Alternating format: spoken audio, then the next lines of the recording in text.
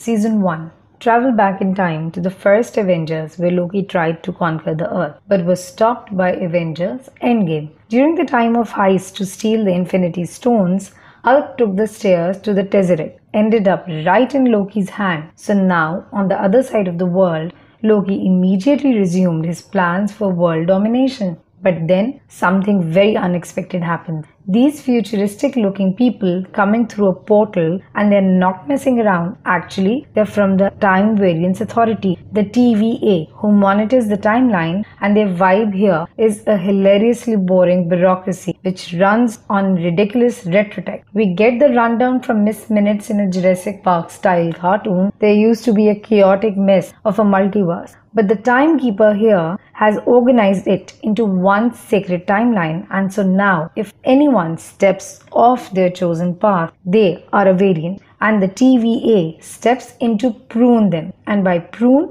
I mean to disintegrate. Loki is like, look, you got the wrong guy. It's the Avengers who are off time traveling, but turns out that their time travel is part of the sacred timeline. Loki tried escaping the portal but is saved by Agent Mobius, who thinks Loki can actually help him out. First, of course, Loki tries to escape, but when he finds out that the Tesseract doesn't work here, in fact, they got a whole drawer full of junk Infinity Stones, Loki realizes this TVA is the ultimate power in the universe. So Mobius shows Loki the recap of how the rest of his life was supposed to go, how he eventually becomes mostly a good guy, but just then is killed by Thanos. So now, having spent through his redemption arc, he is like, alright, how can I help? There's a dangerous variant out there hunting down TVA agents, and turns out it is another version of Loki. And so Loki decides to help the TVA hunt down the evil Loki. Agent Mobius is a funny, jaded bureaucrat kind of guy who loves jet skis even though he has no life outside of work. Loki and Mobius have a fun antagonistic relationship where Mobius knows he can't trust him,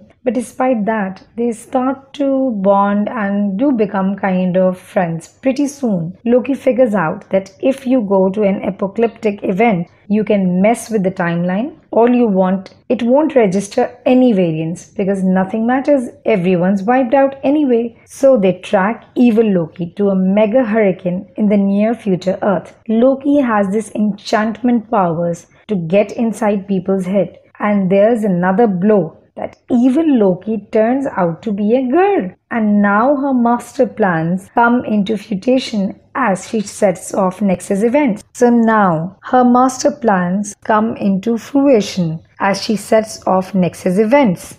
All over the timeline and with the TVA forces all spread out, she's able to waltz right in and make her way to the timekeepers, whereas Loki is like, hey, we should work together. My secret plan was to overthrow the timekeepers too, but she has no interest. So Loki's got to teleport them out of there. Turns out they landed in one of the worst apocalypses as the entire moon's coming to destroy the planet, and with their Tampet running out of battery, they too have to work together to figure out a way to survive.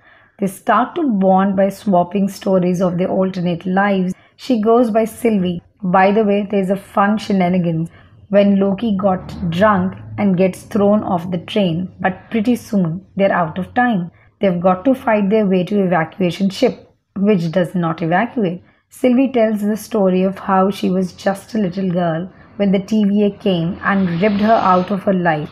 She managed to escape but spent her whole life on the run. It's a sad story. Loki's like, hey girl, I don't think you're a mistake. I think you're super hot. And so, as the world is about to end, these two have developed kind of a crush on each other. Somehow, this causes a huge nexus spike, and the TVA is able to get there and rescue him. Unfortunately, though, they have been rescued right back into the custody. Loki is sent to a memory loop prison, where Lady Sif makes a cameo and repeatedly kicks them in the nuts. But when Mobius interrogates, Loki drops the epic truth bomb Sylvie told him. Turns out all the TVA agents are variants themselves who have had their minds wiped. They used to have real lives. So Mobius goes to see his boss, Judge Rensselaer, and these two are good friends from working together for an eternity. But now Mobius swaps their phones, finds out that Loki was telling the truth. It's like, hey man, we got to tell everyone, but Renslayer already onto something and no mercy for her old friends. She pruned Mobius, and now it's time for Loki and Sylvie to be pruned too. The timekeepers themselves went to watch, but just then Hunter B-15 busts in and sets him free. Sylvie told him the truth too. So it's a big old fight scene that ends with Sylvie. Oh, she did it. She killed the timekeepers. But what's this? They're not real. They were just robots. Yes, someone was wizard or bossing them. But then who is the man behind the curtain? But before they can figure it out, Loki is pruned. But this time turns out he's not integrated. He was teleported to a strange place surrounded by other variants of himself, one of whom is an alligator. How did that one even happen? They call this place the Void, and there's a giant cloud monster here who eats everything. These Lokis have survived by running and hiding, and they're all basically given up. But Lokis are good at surviving. There's a whole bunch of them here, and in classic Loki fashion, they are all constantly betraying each other. All so embarrassing. Meanwhile, Sylvie finds out that Loki isn't dead, so she pulls a bold move and prunes herself. She wakes up in a void and reunites with Mobius, then tracks down Loki. She has a plan to get past that cloud monster. So Loki and Sylvie share another tender moment. He's like, look, I realize I used to betray everyone I ever cared about, but I don't want to be that guy anymore. Then he shares a tender moment with Mobius, who has become true friends.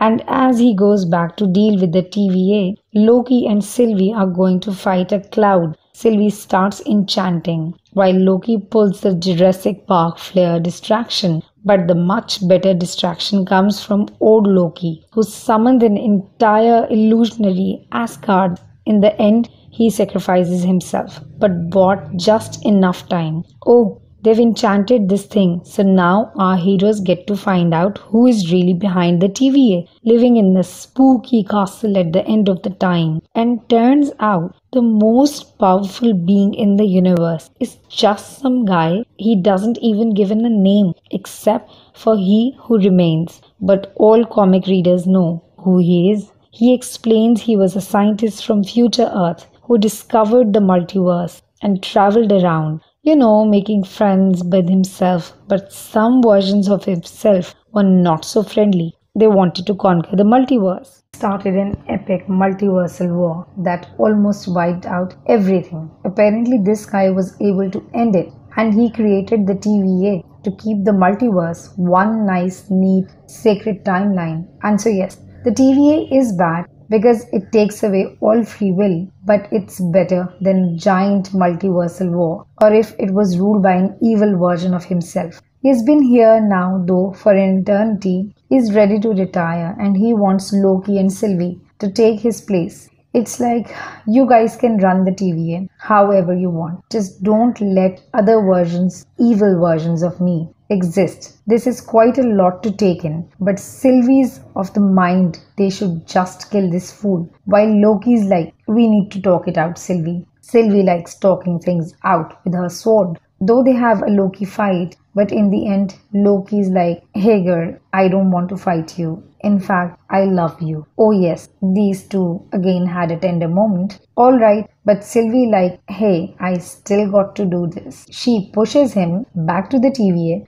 and her entire life's goal, she finally does it. She kills the guy behind the TVA. He's not too concerned though. He has some pretty disconcerting final words. And so she kind of realizes maybe he wasn't lying and I've made a mistake, a huge one. And now with no one controlling the timeline, it starts splintering off in all directions. It's multiverse time, baby. At the TVA, Loki tracks down Mobius and shares with him the entire situation. But Mobius doesn't recognize him. Time travel is weird, but somehow this TVA is already under the control of a different version of that guy. What effect will our newly emerging multiverse have on the wider Marvel Cinematic Universe? Things are about to get crazy, and that's how Loki Season 1 comes to an end.